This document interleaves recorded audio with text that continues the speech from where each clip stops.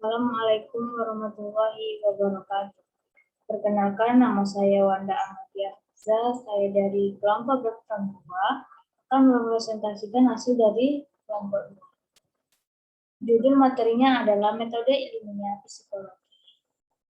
Isi-isi dari materi tersebut adalah: pertama, pengertian psikologi sosial dan ruang lingkup psikologi sosial.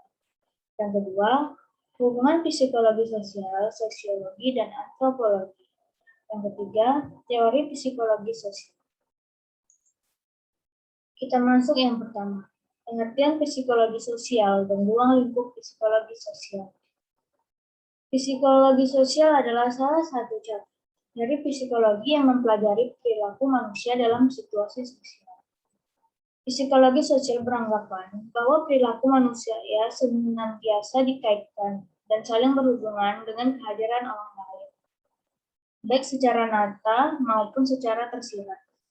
Maka, ruang lingkup psikologi sosial antara lain meliputi: yang pertama, persepsi sosial, kognisi sosial, sikap, identitas sosial, prasangka dan diskriminasi, perilaku prososial, kepemimpinan, perilaku agresif, pengembangan diri, dan dinamika kelompok. Yang kedua adalah hubungan psikologi sosial, sosiologi, dan antropologi. Kelahiran psikologi sosial sebagai salah satu cabang psikologi pada tahun 1908 diawali oleh terbitnya 2 buku dengan satu judul yang sama, yakni Social Psychology. Perkembangan psikologi sosial selanjutnya terdapat kedekatan psikologi sosial dengan sosiologi. Bahkan kadang-kadang keduanya sulit dipisahkan secara tegas. Karena objek materi sosiologi adalah kehidupan sosial manusia dan gejala serta proses hubungan antara manusia yang mempengaruhi satu satuan hidup manusia. Sementara psikologi sosial dirumuskan sebagai ilmu yang mempelajari pikiran, perasaan, dan perilaku individu, sebagaimana dipengaruhi oleh kehadirannya individu lain, baik kehadiran nyata, dibayangkan, maupun tidak langsung. Maka, sekilas psikologi sosial tidak berbeda dengan sosiologi. Yang terakhir adalah teori psikologi sosial. Yang pertama adalah teori peran atau role theory. Kata peran dalam teori peran diambil dari dunia teater. Dalam dunia teater atau dunia panggung, setiap pemain diharapkan dapat membawakan atau memainkan perannya sesuai dengan posisi yang diberikan kepada setiap pemain. Contoh, seorang aktor yang diberi peran dokter. Misalnya, diharapkan memainkan peran seperti dokter di ruang praktik yang sedang memeriksa pasiennya.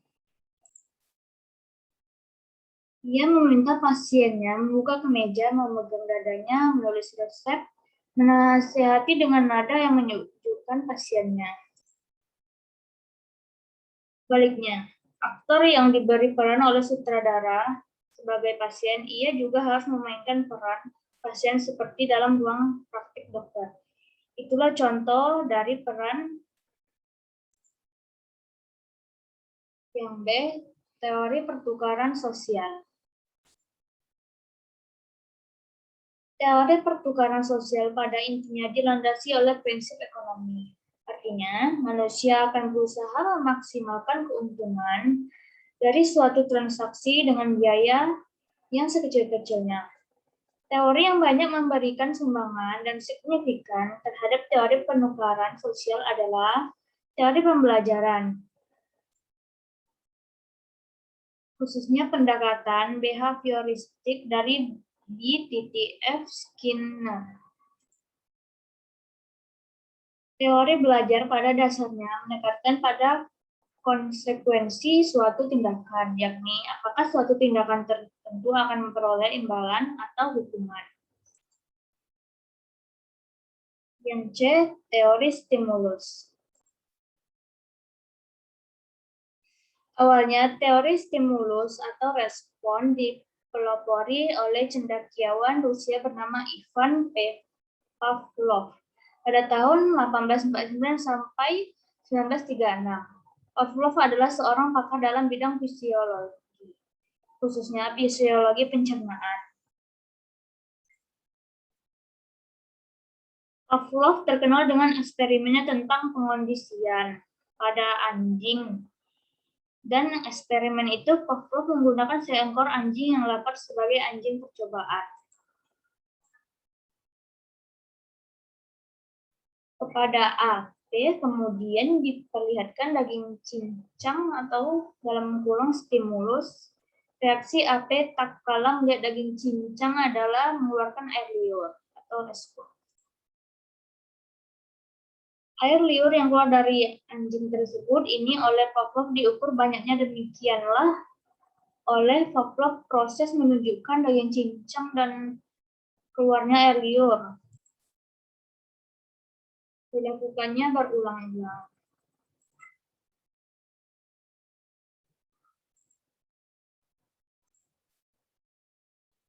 Melalui percobaan yang berulang-ulang ini, dicatat bahwa anjing akan secara spontan bereaksi manakala ditunjukkan makanan daging cincang.